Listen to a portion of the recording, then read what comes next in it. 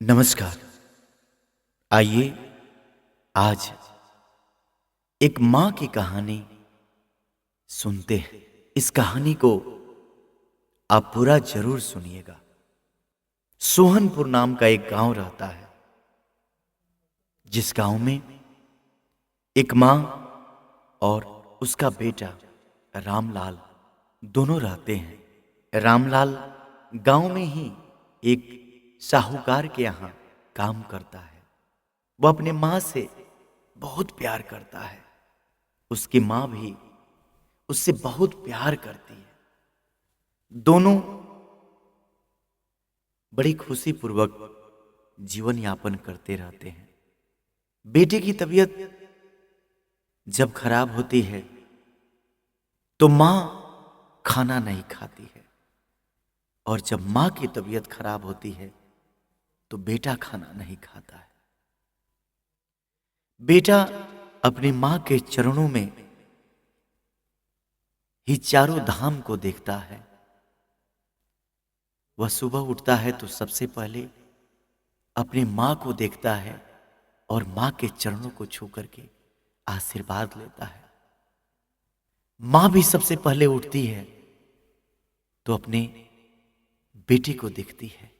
बेटा सोया रहता है, माँ जा करके देखती है, उसके माथे पर हाथ रखती है, भगवान से हमेशा प्रार्थना करती है कि मेरे बेटे को सदा भगवान खुश रखिएगा। बेटा भी मां के लिए ईश्वर से प्रार्थना करता है, भगवान मेरी मां को हमेशा खुश रखिएगा। मां हमेशा गरीब लोगों की मदद करती है, भूखों को खाना खिलाती है, जिसके पास वस्त्र नहीं होता है वस्त्र देती है।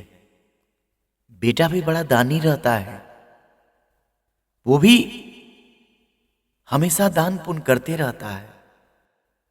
एक दिन मां की तबीयत खराब हो जाती है। मां हॉस्पिटल में भर्ती होती है। बेटा ईश्वर से प्रार्थना करता है कि मेरी मां को ईश्वर स्वस्थ कर दीजिए। उसकी मां कई दिन हॉस्पिटल में भर्ती रह जाती है। डॉक्टर कहते हैं कि खून की जरूरत है। बेटा अपना खून देता है। कुछ दिन बाद बेटे की तबीयत खराब होती है। इलाज होता है, सही होता है, मगर डॉक्टर कहते हैं कि रामलाल के दोनों किडनी खराब हो रहे हैं। मां बहुत दवा कराती है, इलाज करवाती है, मगर दोनों किडनी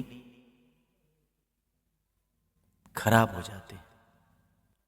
एक दिन ऐसा होता है कि रामलाल की तबीयत बहुत तेज खराब हो जाती है और डॉक्टर कहते हैं कि अब रामलाल को किडनी नहीं लगा तो रामलाल जी नहीं पाएगा। मां कहती है, डॉक्टर साहब मेरा किडनी मेरे बेटे को लगा दीजिए।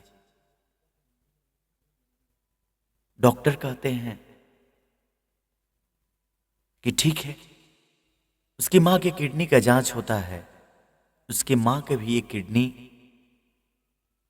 खराब हो गया रहता है, दूसरा किडनी सही रहता है।